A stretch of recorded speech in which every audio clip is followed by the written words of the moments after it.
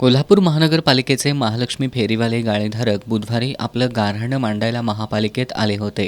मात्र भेटीची वेळ देऊनही आयुक्त त्यांना भेटले नसल्यानं ते संतप्त झाले होते. त्यांच्या म्हणण्यानुसार आयुक्तांकडून वारंवार भेटीची वेळ दिली जाते, मात्र प्रत्यक्षात भेट मिळत नसल्यानं गाळेधारकांनी नाराजी व्यक्त केली आहे. गेल्या 6 वर्षांपासून पाठपुरावा करूनही कोणताही ठोस निर्णय होत नाही. त्यामुळे आमच्या उपजीविकेचा प्रश्न गंभीर बनल्याचं त्यांनी एस न्यूजशी बोलताना सांगितलं.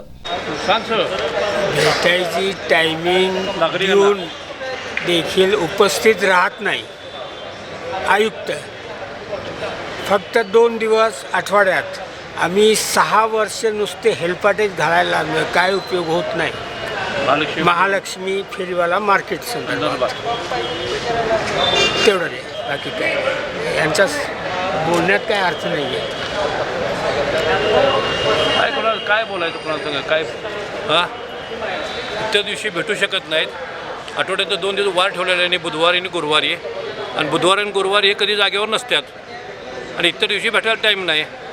आयुक्तांनी लवकरात लवकर भेट देऊन त्यांच्या समस्या ऐकाव्यात आणि तोडगा काढावा अशी मागणी गाळेधारकांनी केली आहे. यावेळी गाळेधारकांनी प्रशासनानं सकारात्मक भूमिका घेतली नाही तर आंदोलन छेडू असा इशारा दिलाय.